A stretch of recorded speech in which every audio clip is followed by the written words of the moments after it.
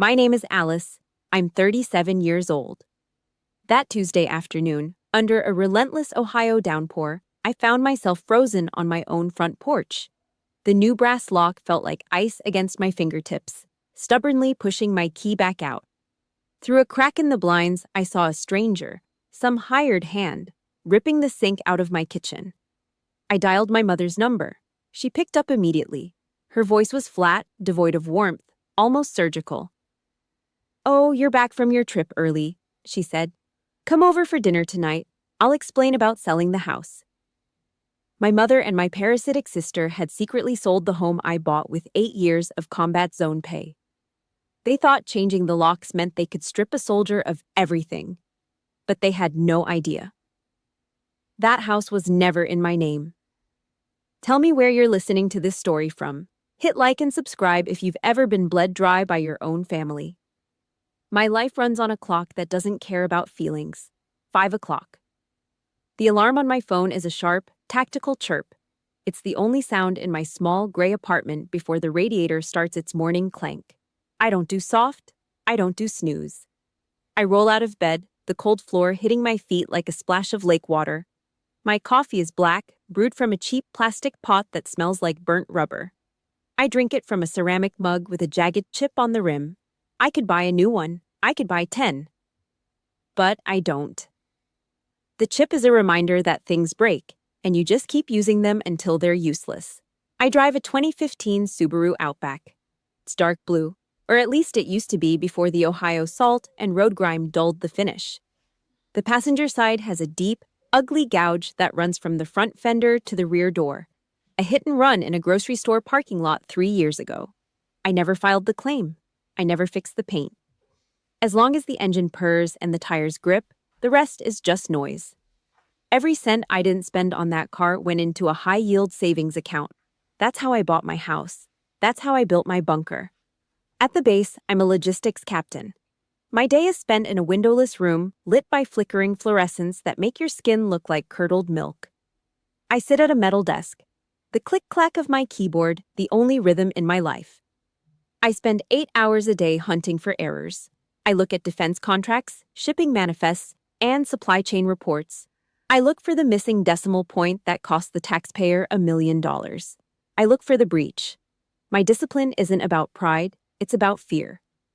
A deep, gnawing terror that if I let my guard down for 1 second, I'll end up like them. My sister, Denise, is a black hole disguised as a human being.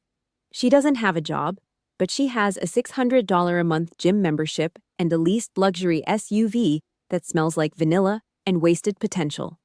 She's 33 and drowning in $214,000 of credit card debt. She buys designer bags to hide the fact that her bank account is a graveyard. My mother, Lorraine, is the architect of the disaster. She spends her days selling overpriced makeup to lonely women and her nights making excuses for Denise. "She's just going through a rough patch, Alice," she'd say, her voice thick with that fake, saccharine sweetness she uses when she wants something. "She just needs a little boost. Family helps family, right?" In their world, I'm not a person. I'm a load-bearing wall. I'm the thing that holds up the roof while they set fire to the curtains. Nobody thanks the wall. Nobody asks the wall how its day was. They just expect it to stand there and take the weight until they need to hang a new picture on it. I bought my house 3 years ago. I didn't ask for help. I didn't want it. I put 20% down in cash, money earned from 3 deployments and 8 years of combat zone hazard pay. I spent my leave time alone, tearing up old carpet and slapping industrial gray paint on every wall. But I'm not stupid. I've lived with Lorraine and Denise long enough to know that blood isn't thicker than water, it's just more expensive. I didn't put my name on the deed. I used my training, OPSEC, Operations Security. I moved the property into a single-member LLC. To the county records, the house belongs to a nameless entity. To me, it was a suit of armor. I thought I was protecting myself from the government or a stray lawsuit. I didn't realize I was actually building a fortress against my own mother. Then came Gerald. He showed up in April, hovering around Lorraine like a vulture in a polyester polo shirt. He's 58, wears his hair in a slick back that's 10 years out of style, and reeks of a cologne that smells like industrial cleaner and bad intentions. We had dinner at my house once. He didn't compliment my cooking. He didn't even look at the food. He spent the whole night staring at my ceiling joists and tapping on my walls. "Solid foundation," he'd mutter, his eyes darting around the room like a barcode scanner. "What do the comps look like on this block? 220, 230? Is the title clear, or are you still paying the bank's interest?" His eyes were cold, calculating. He wasn't a guest. He was an appraiser. I felt the hair on my arms stand up. The tactical alarm in my brain was screaming, "Target identified." I wanted to kick him out right then. I wanted to change the locks, but I didn't have the time.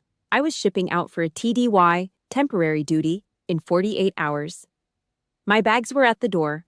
I was leaving the wire, and I was leaving my fortress unguarded. I looked at Gerald, then at my mother, and I felt a chill that had nothing to do with the Ohio wind. "I'm leaving Friday," I said, my voice like a blade. "Don't touch my things." Gerald just smiled. It was a thin, oily stretch of skin that didn't reach his eyes. "Don't worry, Captain," he said. "We'll take care of everything." Bar Harbor in April is a graveyard of fog and salt air. I was there on a 10-day TDY, tucked away in a cramped office at the Coast Guard station, auditing fuel contracts that smelled like old grease and corruption. My mind should have been on the numbers. It should have been on the missing gallons in the logistics chain. But every time the wind rattled the window pane, I thought about the brass key I'd handed my mother back in Ohio. It was a split-second decision on my porch, a lapse in my own tactical judgment. I'd handed it to Lorraine with a simple instruction. "Water the ferns. Don't touch the thermostat."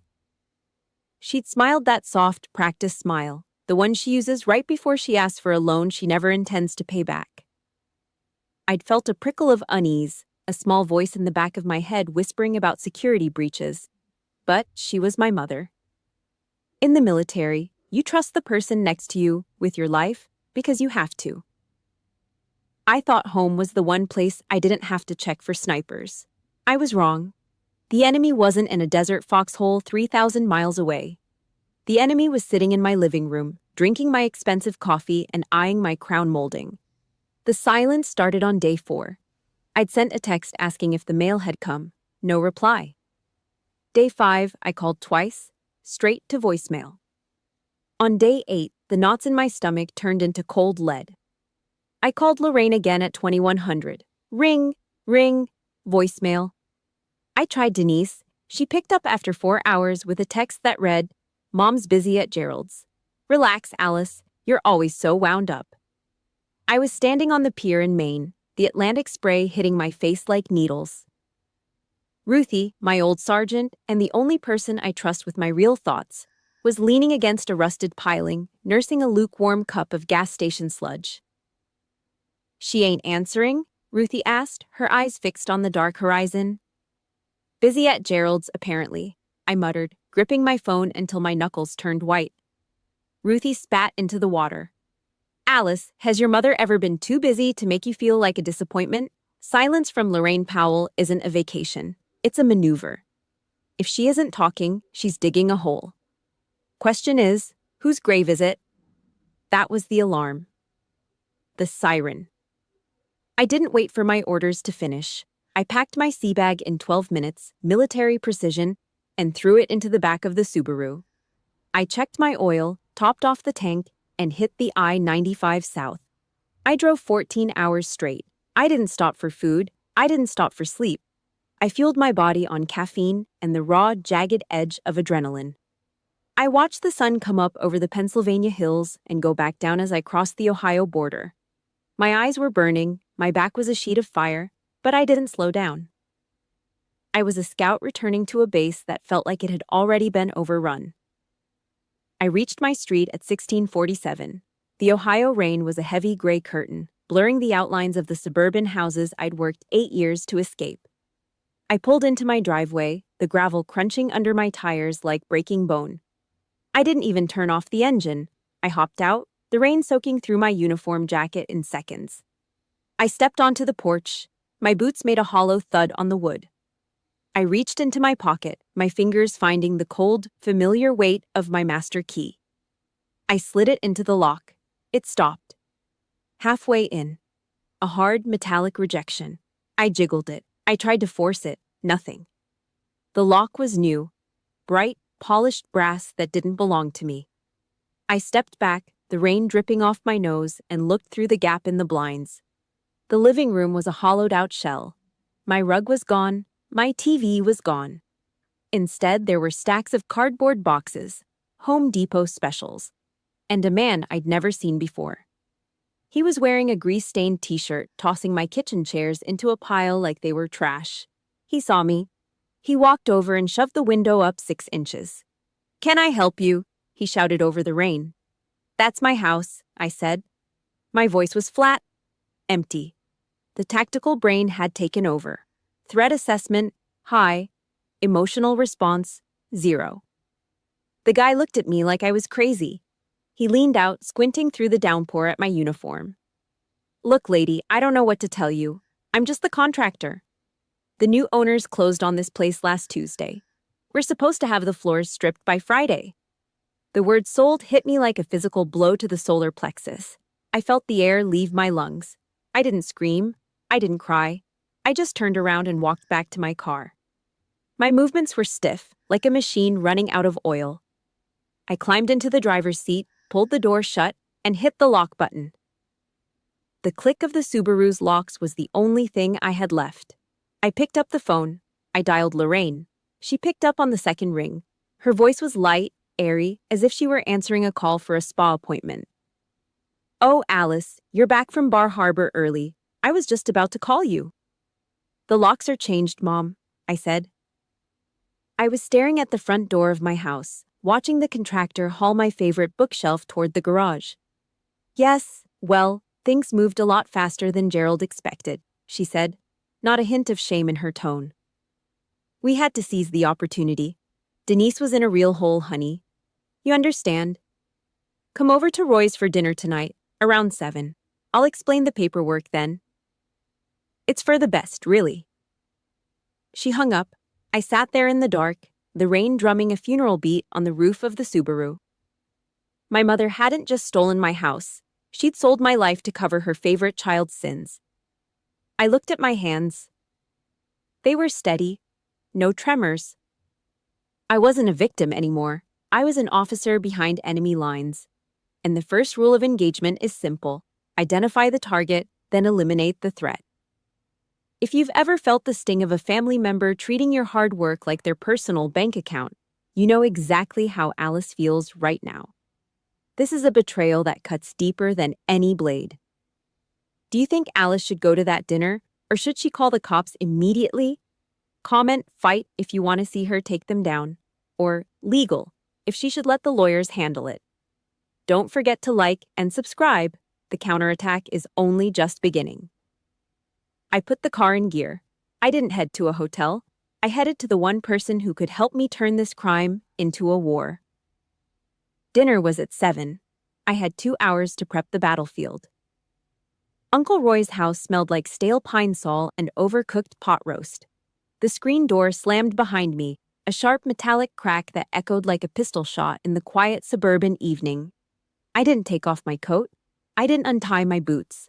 I just stood in the arched entryway of the dining room, my spine a steel rod, watching the vultures feed. 9 people sat around a table meant for 6. Uncle Roy, Aunt Jillian, Martha. The whole Powell clan was there, hunched over floral-patterned china. Gerald Pratt sat at the head of the table, his thick, sun-reddened neck squeezed into a lavender polo shirt. He was pouring wine like he owned the cellar, looking like a man who had just won the lottery using someone else's ticket. My mother, Lorraine, sat to his right. She didn't look up when I walked in. She just kept stabbing at a bowl of green salad, the vinegar smell sharp and sour in the stagnant air. "Sit down, Alice," Roy said, his voice muffled by a mouthful of bread. "There's a plate in the kitchen." "I'm fine standing," I said. My voice was flat, a dead calm. I swept the room, my eyes performing a tactical sweep.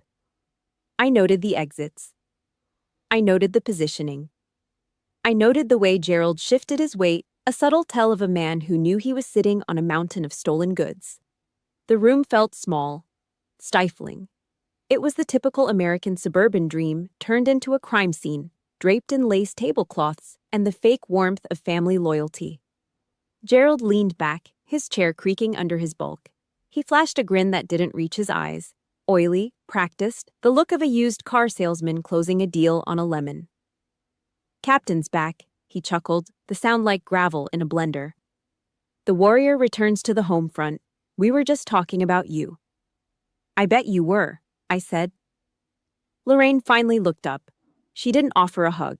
She didn't ask about Maine. She just set her fork down with a loud clink against the porcelain. "It's done, Alice. We didn't want to tell you over the phone, but the house is sold. The Peterson family moved in their first load of boxes today. We had to move fast. Denise was drowning.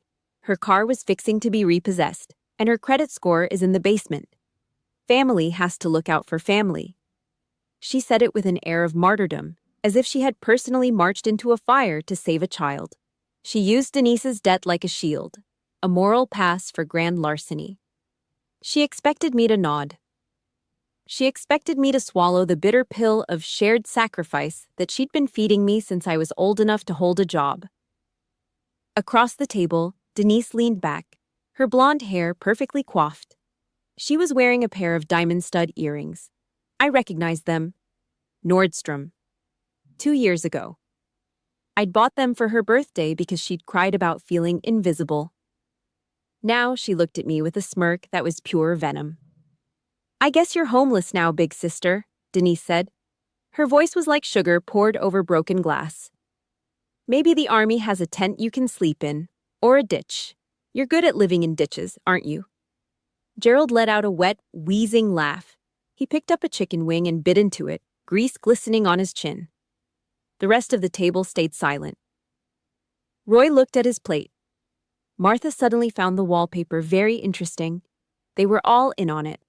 A collective of silent partners in a family-run heist. They waited for me to blow up. They wanted the drama.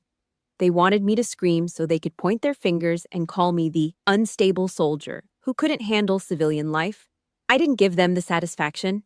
Instead, I did something that made the air in the room turn to ice. I smiled. It wasn't a warm smile. It was the thin, sharp curve of a hunter who just watched the prey walk directly into the kill zone. I felt the steady beat of my heart, 60 beats per minute.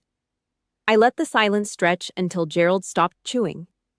I let it hang until Lorraine started to fidget with her napkin. "That's an interesting story, Mom," I said, my voice barely above a whisper, but it cut through the room like a razor blade. "But I have one question. Just one coordinate I need to verify before I call in the strike." Gerald narrowed his eyes. "What are you talking about, Alice? It's a legal sale." Gerald handled the brokerage. "The papers are filed." I stepped closer to the table, my shadow falling over Gerald's lavender shirt. I didn't blink. "Who signed the deed, Mom? Whose name did you put on the title transfer?" Lorraine's jaw tightened. "I did. I'm your mother. I've lived in this town 60 years. The notary knows me. Everyone knows that's the Powell house." "Except it isn't," I said. I pulled my phone from my pocket. My thumb hovered over the screen. "I told you before I left. I don't keep my assets in a civilian name. That house isn't owned by Alice Powell. It's owned by an LLC registered in Delaware. A single-member entity." "You aren't on the board, Mom. You aren't an authorized signer. You didn't sell my house. You committed wire fraud and identity theft on a federal level." The smirk slid off Denise's face. Gerald's fork frozen halfway to his mouth. Lorraine's skin went a sickly shade of gray, the color of wet sidewalk. "Now," I said, my voice turning into a cold, hard hammer. "You all had your fun. You had your little dinner party on my dime. But the perimeter is breached, and I'm taking the hill back." I didn't wait for a rebuttal. I tapped the contact for Helen Marsh. I hit the speakerphone and set it right on the table next to Gerald's wine glass. The ringing sound was loud, rhythmic, like a ticking clock. "Helen Marsh here," a sharp professional voice barked through the phone. "Helen, it's Alice," I said, my eyes locked on Gerald's sweating forehead. "I'm at the target location. The suspects have confirmed the unauthorized transaction. I need the title freeze initiated and the police report for the fraudulent notary filing processed immediately. I'm standing in front of the primary actors right now. Copy that, Captain, Helen said. I'm hitting send on the injunction. Tell them to stay put. The sheriff is going to want a word about that forged signature. I picked up my phone and looked at my family. The silence wasn't just dead, it was heavy. It was the silence of people realizing they'd just stepped on a landmine in their own backyard. Dinner's over, I said. I turned and walked out. I didn't look back. I had a war to win, and I just fired the opening volley. Gerald's wheezing breath was the last thing I heard before the screen door slammed again, leaving the parasites to rot in the dark. Wednesday morning arrived with the color of a bruised sky. 8 o'clock. I was sitting in a chair that felt like a bucket of ice, staring at a set of flickering fluorescent lights in the office of Helen Marsh. The air in the room was thick with the scent of industrial carpet cleaner and the burnt, acidic tang of decaf coffee. Helen didn't do small talk. She didn't do, "How are you holding up?" She was a former JAG officer with a jawline like a hatchet and a reputation for treating legal battles like scorched earth campaigns. That was exactly why I was there. The office was a fortress of filing cabinets and stacks of manila folders that looked like small skyscrapers. Helen sat across from me, her eyes shielded by thin, silver-rimmed glasses that caught the cold light of the room. She didn't look like a savior. She looked like a technician about to dismantle a bomb. "The whole thing is garbage, Alice," Helen said. Her voice was a low rasp, steady and devoid of pity. "Total trash." She flicked a thick stack of papers across the desk. The sound of the paper sliding over the wood was like a dry cough. I didn't reach for them. I kept my hands folded in my lap, my back pressed against the hard plastic of the chair. I had spent 8 years auditing supply chains. I knew what a breach looked like. This wasn't just a breach, it was a total collapse of the perimeter. "The house is registered to North Star Holdings, LLC," Helen continued, tapping a blunt fingernail on a line of text. "It's a single-member entity. You are the only officer. You are the only person with the authority to sign a deed, a lease, or even a plumbing permit. Your mother's name isn't on a single page of the Articles of Organization. She had as much right to sell that house as I have to sell the Brooklyn Bridge." I nodded once. Short, sharp. I hadn't lost my home. The law was still on my side, even if the locks had been changed by a stranger. But I had lost something else. Every word Helen spoke was another shovelful of dirt on the grave of my relationship with Lorraine. I had to pay a stranger to protect me from the woman who gave me life. That was the real cost of the war. "Look at this," Helen said, pulling a magnifying lens from her drawer. She pushed a notarized document toward me. "This is the quitclaim deed, supposedly signed by you last Friday." I leaned in. The glass of the lens was cold against my knuckle. I looked at the signature, Alice Powell. It was a joke. I have spent my entire adult life signing manifests and duty rosters. I sign with a sharp, left-leaning slant. The letters are jagged, like concertina wire. The signature on the paper was soft, loopy. It leaned to the right, like a drunk trying to stand up straight. "I signed nothing," I said. My voice was a flat line. "That's a forgery." "Of course it is," Helen replied. She pointed to a blue stamp at the bottom of the page. "Vince Coletti. He's the notary public who verified your identity. I did some digging this morning. Guess who Vince's best friend is? Gerald Pratt. They've been drinking buddies at the VFW for 6 years. Coletti's license is already on the chopping block. He's a bottom feeder who signs whatever Gerald puts in front of him for a $50 bill and a shot of cheap whiskey." I sat back, the air in the office feeling thinner. It wasn't just my mother and my sister. They had built a small, pathetic network of criminals right in my own backyard. A drinking buddy with a notary stamp. A disgraced broker with a polyester shirt. They were playing a game of house, but the stakes were my life's work. "It gets worse," Helen said. She pulled out a sheet of yellow legal pad paper covered in her own tight, cramped handwriting. "I ran the numbers on the sale. This is where the real rot is. She pointed to the figures. The house, my house, had a fair market value of $230,000. I'd done the research before I left for Maine. It was a solid asset in a rising neighborhood. But Gerald hadn't sold it for that. He'd pushed it through a quick sale to a couple named the Petersons. The sale price? $187,000. They closed in 6 days, Helen said, a thin, grim smile touching her lips. That's unheard of in this market unless someone is greasing the wheels.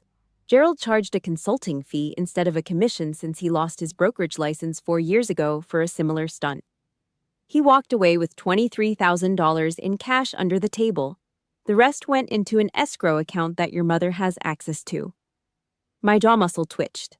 I felt a surge of heat in my chest, a dark, oily anger that I had to fight to keep under control.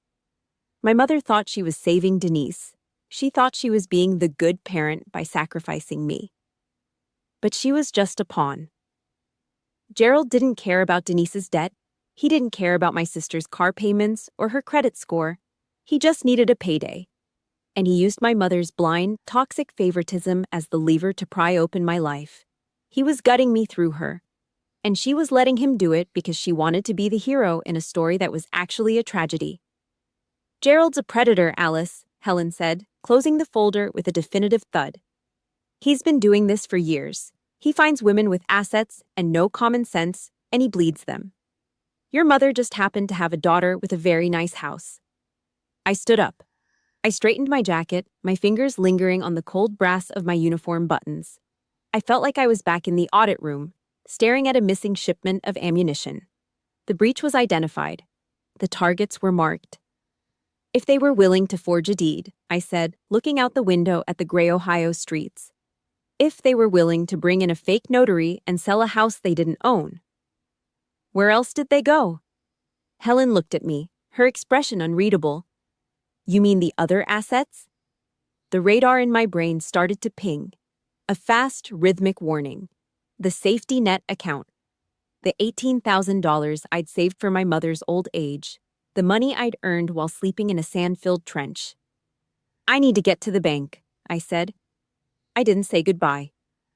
I walked out of the office, the heavy door clicking shut behind me like the bolt on a rifle. My mother didn't just sell my house. She had invited a wolf into the fold, and I was starting to realize that the house was only the first course. I had to check the perimeter of my entire life before there was nothing left to defend. 7:15. The phone on the dashboard buzzed like a trapped hornet against the plastic. I didn't reach for it. Not at first. I just sat there in the driver's seat of the Subaru, watching the screen light up with my mother's name. The rain had stopped, leaving the Ohio morning damp and gray, the kind of cold that crawls under your skin and stays there. I was parked in a gravel lot near the base, the smell of stale Motel 6 coffee and industrial floor wax clinging to my uniform. I looked at my hands. They were steady.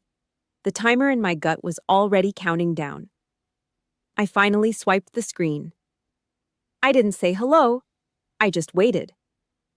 You're really going to do this, Alice? Lorraine's voice came through the speaker, sharp and trembling with that practiced fragile edge. You're going to burn this family to the ground over a pile of bricks and mortar. You have your Army career. You have your pension.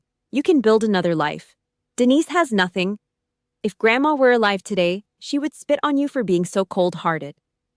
She was using the dead as a bludgeon. It was a classic move. Low effort, high impact. A desperate reach for the moral high ground she'd long since vacated. But I wasn't the same girl who used to cry in the kitchen while she pampered Denise. I wasn't the girl who took the blame just to keep the peace. Grandma taught me to read every line before I signed my name, I said. My voice was a flat, dry rasp, stripped of any daughterly warmth. She taught me that a person's word is their bond, and a thief is a thief, even if they share your blood. You taught Denise how to spend money she didn't earn. Don't you dare bring Grandma into this. You're a monster, she hissed, the fragility replaced by a raw, ugly venom. You'd put your own mother on the street for a house you don't even live in half the year? You're selfish, Alice. You always have been. No, I said, staring at the peeling leather on the steering wheel. I'm just the one who stopped paying for the cage. Don't call me again unless it's through my lawyer. I tapped the red icon and ended the call. I didn't feel the sting. The nerves were dead. I sat there in the silence, my mind already pivoting. In logistics, if one part of the chain is compromised, you assume the entire system is breached. My mother wasn't just a victim of Gerald's charm, she was an active participant in my dismantling. I opened my mobile banking app. My thumb hovered over the safety net account. This wasn't just a number on a screen. This was $18,000. The physical, hard-earned proof of 3 deployments. This was the hazard pay I'd banked while sleeping in sandpits in a desert that wanted me dead. This was the money I'd earned while the taste of grit was permanent in my teeth and the constant low-level hum of an IED threat lived in my marrow. Every dollar was a piece of my life I'd traded for her security. I'd built this account as a cushion for Lorraine, a way to make sure she'd never have to peddle makeup door to door just to pay for her heart meds when she got older. The app loaded. The spinning circle felt like a countdown to an impact. Then the screen refreshed. $0. The numbers were a bright, bleeding red against the white background. I didn't blink. I didn't gasp. I just looked at it. The balance was a hollowed-out shell. I tapped the transaction history. My eyes scanned the lines, hunting for the breach with the cold precision of an auditor. 3 ATM withdrawals. Maxed out. Every single day for the last week. While I was in Bar Harbor, thinking my base was secure, someone was at the drive-thru bank on High Street, gutting my life. I scrolled down to the largest transfer. A direct electronic payment. 5 figures. Recipient, G. Pratt. The air in the car suddenly felt thin. Not a cent had gone to the bank for Denise's credit card debt. Not a penny had gone to pay off her leased luxury SUV. Gerald hadn't even pretended to help my sister. He had simply used my mother's hands to reach into my pockets and hand him the cash. Lorraine hadn't just sold my house to save her favorite child. She had handed the keys to my entire survival strategy to a man who'd been X-raying my ceiling joists while he ate my food. She had used the very safety net I'd built for her to buy Gerald a new suit or a down payment on his next scam. She'd stripped off my armor and handed it to a predator. Pain is just a sensation, I whispered to the empty car. I'd heard a drill sergeant say that once during a forced march in Georgia when my boots were full of blood. Precision is a decision. I closed the app. The screen went black, reflecting my own face back at me, the face of a captain who had just realized she was no longer defending a perimeter. I was in a war of attrition now. My mother had taken my mercy and turned it into a weapon against me. Fine. An unarmored soldier is faster, harder to hit, and far more dangerous because she has nothing left to lose. I put the Subaru in gear. The engine rumbled, a low mechanical snarl that matched the pressure in my chest. I wasn't heading to Roy's. I wasn't going back to the house to plead. I was heading to the county clerk's office and then the precinct. I had the names. I had the numbers. And I was about to show them exactly what happens when you try to bleed a soldier who knows how to stitch herself back up. The counterinsurgency had officially started, and I was the only one who knew the real rules of engagement. 9 o'clock. First, federal savings. The air inside the branch was stagnant, trapped between the thick glass doors and the low hum of the old HVAC system. It smelled of ozone, toner, and that peculiar sour scent of industrial cleaner that never quite hides the dust. I stood at the teller window, my posture a rigid vertical line that did not belong in this soft, civilian space. I did not smile at the woman behind the bulletproof partition. I did not make the usual Ohio small talk about the weather or the local sports teams. I simply slid my military ID through the narrow slot. The metal was cold against my fingertips, a familiar, grounded sensation. "I need the manager," I said. My voice was a flat, low-frequency vibration. "Now." Mr. Henderson came out 3 minutes later. He was a man who looked like he had spent 30 years being slowly crushed by paperwork. His suit was a shade of gray that had gone out of style in the 90s. He ushered me into his office, a cramped box that smelled of stale coffee and old paper. "Captain Powell," he said, peering over his bifocals at my identification. Welcome home. I did not realize you were back from Bar Harbor. I am not. I am on emergency leave, I said. I leaned forward, my eyes locking onto his. I checked my accounts this morning. I did not authorize the 3 ATM withdrawals made last week. I did not authorize the wire transfer to an account held by G. Pratt. This is an official fraud claim. Henderson's fingers hit the keyboard. The click-clack of the keys started, a rhythmic, frantic sound in the small room. He stared at the screen, his brow furrowing. I watched the dust motes dancing in a sliver of light from the window blinds. I thought about that $18,000. My hazard pay. Those were nights spent in a sand-choked tent in Jordan. That was the safety net I had built to keep my mother from having to peddle makeup door to door just to pay for her heart meds. She had handed it to a vulture. We will freeze the account immediately, Henderson said, his voice dropping as he saw the transaction dates. Military orders give us the lever we need. The funds were pulled while you were on active deployment. That is a federal red flag. Consider it locked, Captain. Nobody touches a cent until the investigation is cleared. The first strand of the wire was pulled tight. I did not feel relief. I felt a cold, surgical satisfaction. 11:30. The county precinct. The lobby was a symphony of misery. Wet wool, squeaky linoleum, and the persistent buzzing of a flickering fluorescent tube overhead. I sat in a metal chair across from Detective Miller. He was a man who looked like he had seen every variety of human rot Ohio had to offer. He had a coffee stain on his tie that looked like a map of a place I never wanted to visit. I laid out the dossier Helen Marsh had prepared. I did not explain. I just pointed. The forged deed. The soft signature that leaned the wrong way. Gerald Pratt's history of consulting fees. The name of the notary, Vince Coletti. Miller flipped through the pages with a yellowed thumb. He stopped at the photocopy of the notary stamp and let out a dry puff of air. Coletti, he muttered. Regular at the VFW. He would notarize a ham sandwich if Pratt bought him a double shot of rye. He looked at the silver bars on my uniform shoulders and sighed. A heavy sound that smelled of graphite and old coffee. You sure you want to go down this road, Captain? Once I file this report for wire fraud and identity theft, the wheels start turning. It is your mother. There is no hitting the undo button once the district attorney gets this. She is not a mother today, Detective, I said. My voice was like a blade. She is a suspect. She stood in my kitchen while a stranger ripped out my sink and told me to come over for dinner. File the report. Miller did not argue. He just started typing. Click, click, click. The sound of a cage door closing. 1800.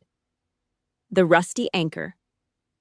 A dive bar where the air was thick with the smell of spilled lager and cheap tobacco. Ruthie was already there, her leather jacket slung over the stool next to her. She pushed a cold long neck toward me as I sat down. Accounts frozen, she growled. Locked. Police report is in the system, I said. I took a pull of the beer. It was bitter and tasted like the truth. They think they won, Ruthie. They think I am some broken soldier crying in a cheap motel. They are planning Roy's 65th birthday bash for Sunday. The whole clan will be there, champagne, cake. Ruthie lit a cigarette, the flame of the Zippo a quick flash in the dim light. You are going. I am the guest of honor, I said. I am going to let them spend the next 72 hours feeling like they pulled off the heist of the century. I want them to reach the peak before I cut the rope. I pulled my phone from my pocket.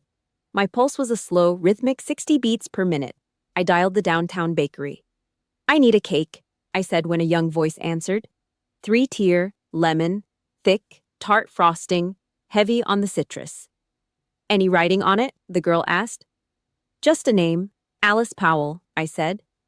And make sure the delivery driver has it at Roy Miller's place by 1400 this Sunday. Tell him it is for a farewell party. Farewell? Yeah, I said, catching my hard reflection in the bar mirror. Hard, cold, and unrecognizable. A permanent one. I hung up. The bomb was primed. The countdown had started. If you have ever had a friend like Ruthie who stood in the gap when your own blood left you for dead, drop a Ruthie in the comments right now. Like this video and subscribe to see the lemon cake explode at the party this Sunday. It is time they learned that a soldier's silence is not a weakness. It is a countdown. Are you ready for the final strike? I finished the beer and set the glass down on the wood. The sound was a sharp, final thud. Sunday could not come fast enough. It was a funeral march in the making. The parasites were about to find out what happens when you try to eat a load-bearing wall. It does not just fall, it crushes everything underneath it. Sunday afternoon in the Ohio suburbs usually smells like fresh-cut grass and cheap charcoal. But inside Uncle Roy's house, the air was stagnant, heavy with the scent of oversalted ham and the suffocating perfume of people pretending to be happy. I stood on the porch for a 3 count, listening to the muffled laughter through the screen door. It was the sound of a victory lap. They thought they had won. They thought they had successfully stripped the carcass of my life and moved on to the dessert. I didn't knock. I just pulled the door open. The screen frame gave a sharp, metallic groan that cut through the chatter like a gunshot. I walked in, my tactical boots hitting the polished hardwood with a rhythmic, heavy thud, thud, thud. I didn't take off my uniform jacket. I didn't loosen my tie. I was a foreign object in a room full of lace doilies and floral wallpaper. In my hands, I carried a large white bakery box. I walked straight into the dining room. The scene was a tableau of American suburban greed. 9 of them, squeezed around a table meant for 6. Uncle Roy was at the head, his face flushed red from an afternoon of drinking domestic light beer. Gerald Pratt sat to his right, looking like the king of a very small, very dirty hill. He was wearing a new silk tie, expensive, the kind you buy when you've just come into some unearned cash. My mother, Lorraine, was leaning against him, her hand resting on his arm with a proprietary smugness. Denise was across from them, her blonde hair perfectly curled, laughing at a joke Gerald had just finished. The room went dead silent as I reached the table. The laughter didn't fade. It broke. I set the box down in the dead center of the table, right between the mashed potatoes and the ham. The weight of it made the china rattle. "Alice," Roy said, his voice thick with confusion. "You're late. We already started the main course." "I brought the cake," I said. My voice was a flat, low-frequency hum. I didn't look at Roy. I looked at the box. I pulled the lid back, revealing 3 tiers of lemon sponge smothered in a frosting so white it looked like bone. The scent of tart, artificial citrus exploded into the room, clashing with the greasy smell of the ham. "How lovely," Lorraine said, though her voice had a jagged edge of fear. She shifted in her seat, her eyes darting toward the hallway. "But you didn't have to spend the money, honey. We're all family here." "Oh, I insisted," I said. I stood straight, my hands resting at my sides, fingers hovering near my pockets. I didn't sit. I didn't accept the plate Martha tried to hand me. Because before we cut this, I want to clarify some logistics. I think there's been a massive failure in communication regarding the family assets. Gerald leaned back, his chair creaking under his bulk. He tried for a grin, but it was oily, the look of a man who knew the floor was starting to vibrate beneath his feet. "Come on, Captain, leave the rank at the door." "The rank stays where I put it, Gerald," I said. I turned my gaze to my mother. "Mom, last Tuesday you told me you sold my house. You told this whole family that you did it to save Denise from a black hole of debt. You stood in my kitchen and watched a stranger tear out my fixtures. So, for the record, exactly what did you sell?" Lorraine's face went a sickly shade of gray. She gripped her wine glass until her knuckles turned white. "Alice, please, not now." "Now is the only time we have," I said. I leaned over the table, my shadow falling across Gerald's silk tie. Because here's the reality. That house is owned by North Star Holdings, LLC. It is a single-member Delaware entity. My name is the only one on the Articles of Organization. My mother's name isn't on the deed. It isn't on the title. It isn't even on the utility bills. I pulled a folded piece of paper from my inner pocket and flicked it onto the table. It slid across the wood and stopped against Gerald's plate. "The signature you provided the notary was a forgery, Mom. And since the entity that owns the house didn't authorize the sale, the contract with the Petersons is a legal zero. It is void." As of 10 minutes ago, the sheriff has a copy of the title freeze and the fraud report. The sale didn't happen. All you did was invite a lawsuit and a felony indictment into your living room. The silence in the room was so thick you could hear the hum of the refrigerator in the kitchen. Roy looked at the paper, then at Gerald. Gerald didn't move. A single bead of sweat rolled down his temple. "And Gerald," I continued, my voice turning into a cold, hard hammer. "Let's talk about your consulting fee. You told my mother the market was soft. You pushed her to sell for $187 when the comps on my block are $230. You pocketed $23,000 in an under-the-table finder's fee. You took a cut from your own family to move a stolen asset. And you did it because you lost your license 4 years ago for predatory lending."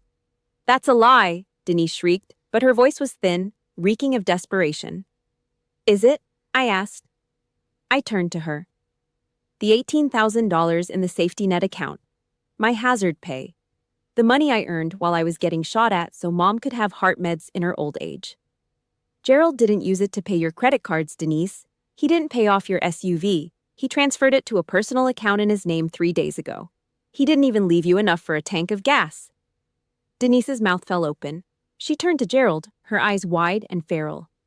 "Gerald, you told me the debt was settled. You told me it was done." Gerald didn't look at her. He stared at his ham. "I took care of the essentials," he hissed. The table erupted. Roy roared, slamming his fist on the table. The wine glasses toppled, red liquid spreading across the white lace like a bloodstain. Denise was screaming. Gerald was trying to stand, his face a mask of panicked rage. It was a riot of parasites realizing they were trapped in a cage with no exits. Denise turned back to me, tears streaming down her face. "Alice, I didn't know. I have a child. You can't do this to me." I looked at the diamond studs in her ears. My heart felt like a piece of cold flint. "6 days ago, you called me a homeless veteran while you stood in the house I paid for," I said. My voice cut through her, screaming like a razor. "You're wearing my blood while you beg for my mercy. The sister I had died the second you let him change those locks. Don't look for her. She isn't coming back." I picked up a knife from the table.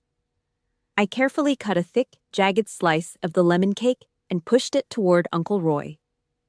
"Happy birthday, Uncle Roy," I said. I turned on my heel. I didn't look back at the wreckage. I walked out the front door, the screen door slapping shut behind me with a final, definitive crack. I stood on the sidewalk and pulled out my phone. I had one more coordinate to verify. "Helen," I said when she picked up, "the targets are all in one location. Send to the sheriff. It's time to pick up the trash." I walked toward my Subaru. The war was over. Now, it was just time for the sentencing. The sun hadn't even thought about coming up over the Ohio horizon when the first strobe of blue and red hit the frosted windows of my mother's house. 6:15. Thursday morning. The air was a sharp, biting cold that smelled of wet asphalt and dormant earth. I was parked 3 houses down, the engine of the Subaru turned off, the cabin slowly losing its warmth. I didn't have the heater on. I wanted to feel the chill. I wanted my nerves to be as sharp as the ice forming on the puddles. 2 cruisers pulled into Lorraine's driveway, their tires crunching the gravel like a warning. 4 officers stepped out. No sirens. Just the heavy rhythmic thud of tactical boots on the porch. I watched through the windshield, my hands wrapped around a lukewarm cup of black coffee. I didn't feel joy. I didn't feel regret. I felt the quiet, clinical satisfaction of a mission reaching its objective. The front door opened. The silhouette of a man appeared.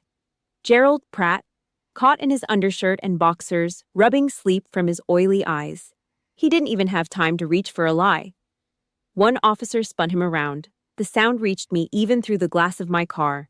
The metallic double click of Smith & Wesson handcuffs biting into his wrists. Gerald's knees buckled. He wasn't the king of the hill anymore. He was just a 60-year-old bottom feeder in his underwear, being shoved into the back of a squad car. The charges were etched in black and white: wire fraud, identity theft, and federal document forgery. Vince Coletti, the notary who had signed off on the theft, was already being processed across town. He'd lost his license by dawn and was facing a $6,000 fine he couldn't pay. The living room crime syndicate was officially decapitated. By noon, the legal gears were grinding the rest of them into the dirt. I sat in Helen Marsh's office, watching the Peterson family, the couple who had bought my house, sign the rescission papers. They looked gutted. They were good people, a young couple from Columbus who just wanted a yard for their dog. They'd been dragged into my mother's mud by a con man in a lavender polo shirt. I stood up and looked the husband in the eye. "I'm sorry you were caught in the crossfire," I said. My voice was a flat, steady rasp. "You'll get every cent of your earnest money back by Friday. The escrow is already frozen." I didn't wait for them to thank me. I didn't want their gratitude. I just wanted the stain of Gerald's transaction scrubbed off my property. Then came Denise. The collapse of the house sale hit her like a high-velocity round. Without my house to sell, there was no payday. No rescue. The bank didn't care about her blonde curls or her victim routine. At 1400, a flatbed tow truck backed into her driveway. I watched from the street as the operator hooked the chains to her leased luxury SUV. Denise was on the lawn, screaming, her face a blotchy mess of smeared mascara and raw panic. "You can't take it! I have a kid!" she shrieked.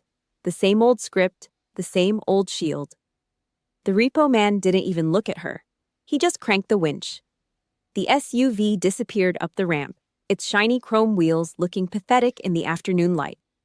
By the time the sun went down, Denise had filed for Chapter 7 bankruptcy, $214,000 of debt with no load-bearing wall to hold it up. She had to pack her designer bags into cardboard boxes and move into Aunt Martha's cramped, unfinished attic. The parasite had run out of blood. The final shot came at 1900. My phone buzzed on the kitchen table. Lorraine. She'd escaped the handcuffs because the DA couldn't prove she understood the legal gravity of the forgery. But she had a permanent criminal record now. A scarlet letter for a woman who lived for her good name in a small town. I picked up. I didn't say a word. "Alice?" Her voice was a broken, wet mess. She was sobbing, the kind of heavy, ragged breathing of a woman who had finally realized the world didn't owe her a living. "Alice, honey, please, Gerald is in jail. They took Denise's car. She's sleeping on a cot at Roy's. I'm ruined. I have no money left. The bank froze everything. Please, just give me enough to get through the month. I'm your mother. You can't let me starve." I leaned against the counter of my dark, empty kitchen. I looked at the chipped ceramic mug in my hand. I thought about the $18,000 of hazard pay she'd handed to Gerald. I thought about the sand in my teeth and the nights I spent wondering if I'd ever see Ohio again. "I told you not to touch my things, Lorraine," I said. My voice was a sheet of black ice. No anger, no heat, just a final, definitive conclusion. "I didn't mean it like that. I was just trying to help your sister," she wailed. "You're so strong, Alice. You don't need the money like she does. Please, help me. I'm all alone." "You aren't alone," I said, staring at the blue and red reflection of a passing patrol car on my wall. "You have exactly what you chose. You chose Gerald. You chose the lies.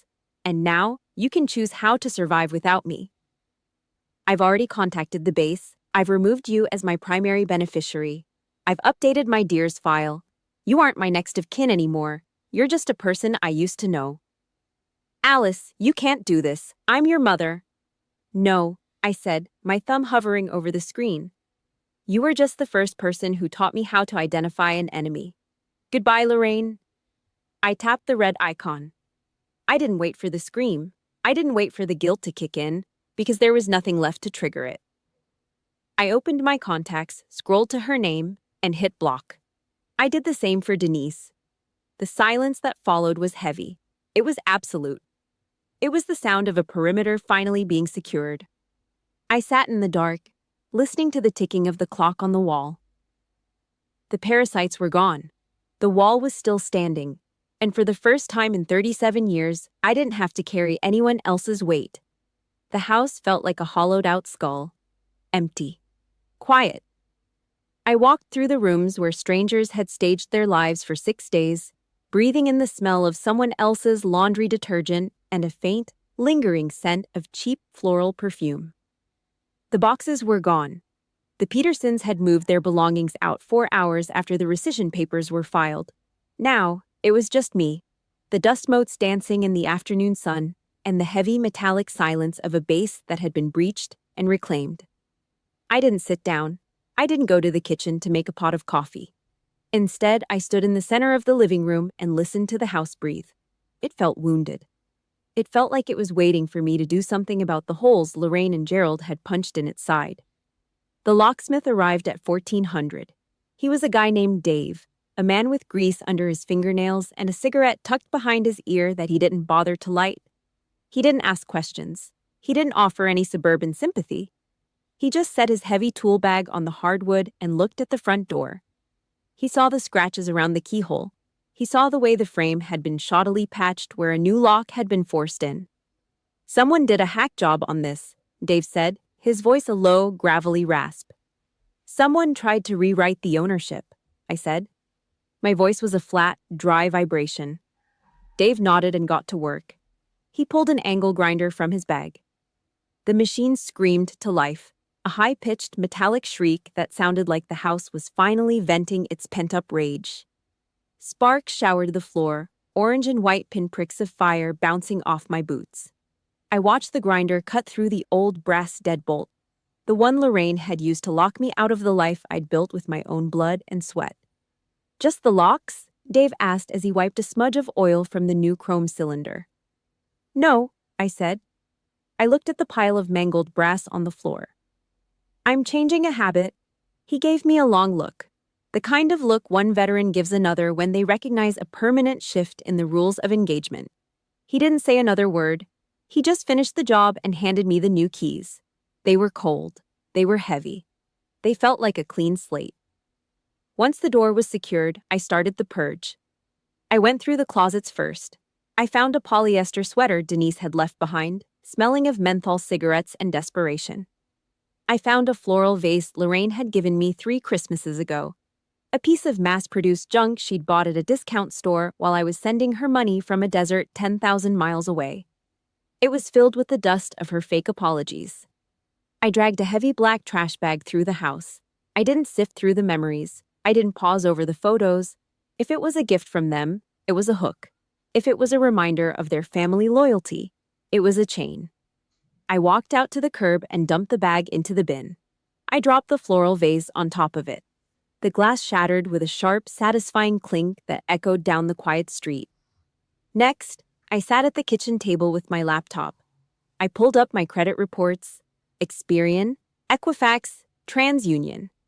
I hit the freeze button on all of them.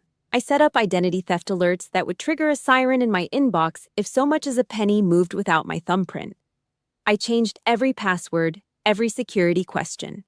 I removed Lorraine from my Dears file at the base. I revoked her status as my primary beneficiary. To the United States Army and the global financial system, Lorraine and Denise Powell no longer existed in my orbit. The sun was starting to dip below the tree line when the doorbell rang. I didn't flinch. I checked the perimeter camera. Ruthie was standing there, her leather jacket slung over one shoulder. She had 2 greasy cardboard boxes of pepperoni pizza and a 6-pack of cold long necks in a plastic ring. "Place looks like a morgue," she said, kicking the door shut with the heel of her boot. "It's a clean room," I replied. We sat on the bare hardwood floor of the living room, the pizza boxes between us. We didn't use plates. We didn't use napkins. We just ate the greasy, salty slices and drank the cold beer in the fading light. We didn't talk about Gerald's arraignment. We didn't talk about the jailhouse calls I'd been ignoring for 48 hours. We talked about the mountain warfare training coming up in November and the way the air in Maine smells right before the first snow. Ruthie wasn't blood. She wasn't a Powell. But she was the only person who had stood in the gap when the line broke. I looked at her, and I realized a hard truth. Family isn't something you're born into. It's something you earn through loyalty. It's the person who brings you pizza when your life is a crime scene. Late that night, after Ruthie had gone, I found the tin box. It was tucked in the very back of the pantry, hidden behind a stack of canned soup I hadn't touched in a year. My grandmother's recipe box. I pulled it out and ran my fingers over the chipped, painted metal. I flipped through the handwritten cards. Chicken dumplings, pot roast, apple butter. I stopped at the apple butter card. It was yellowed with age, the edges curled and stained with cinnamon. I noticed a small piece of tape on the back. A yellowed post-it note was folded and tucked behind the card. I unfolded it. The handwriting was a chiseled, sharp script in faded blue ink. Grandma's hand. Alice, don't let them make you the floor they walk on just because they refuse to stand up. You were built to be the wall. Let them fall. I stared at the ink until the words blurred. She had seen it. Years ago, she had seen the rot in her own daughter and the entitlement in her granddaughter. She had left me a map out of the woods before I even knew I was lost. I folded the note and put it in my pocket. I stood up and walked to the front door, checking the new lock one last time. The house was quiet, but it wasn't empty anymore. It was a fortress. My phone buzzed on the counter. A restricted number. I knew the rhythm of the ring. Lorraine. I didn't answer. I didn't even look at the screen. I just watched the light fade to black. The habit was broken. The wall was up. And the next time they tried to climb it, they'd find it wasn't made of wood anymore. It was made of stone. The paper felt like old, dry skin between my fingers. Thin, brittle. The blue ink had faded over the years, but the script was still sharp, cutting through the yellowed post-it note like a tactical order from a ghost. I sat at my kitchen table, the only light coming from the single bulb over the stove. Outside, the Ohio wind was starting to pick up, rattling the dead leaves against the vinyl siding with a persistent, scratching sound. It was the kind of silence that usually invites ghosts, but tonight the house felt clean. The parasites were gone. You are allowed to keep what you have built, I whispered. My own voice sounded like gravel under a heavy boot in the empty room. Even from those you love. I read it again. Then a third time. Grandma had known. She had spent decades watching Lorraine turn her own weakness into a high-caliber weapon, using her supposed fragility to guilt-trip everyone within a 10-mile radius. Grandma had seen the entitlement taking root in Denise, the same rot that eventually led to a forged deed and a drained bank account. She hadn't left me money or jewelry when she passed. She had left me something far more valuable, a decree of absolution. She had given me permission to survive. For 30 years, I had been the load-bearing wall for a family of termites. I had carried the weight of the guilt Lorraine shoved into my pack every time I didn't hand over a paycheck, or every time I chose my career over her manufactured emergencies. I'd been told I was the cold one, the hard one, the sister who didn't care about family values. I looked at the note. The ink was a pale blue, but the message was a steel rod.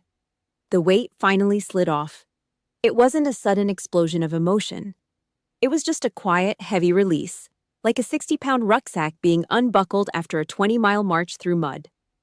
I didn't owe Lorraine a seat at my table anymore. I didn't owe Denise a single cent of my hazard pay. I had fulfilled my duty as a daughter the moment Lorraine sold me out to a man like Gerald Pratt. She had dug her own trench with her own hands. I wasn't going to crawl in and die with her just to prove I was loyal. 5 o'clock.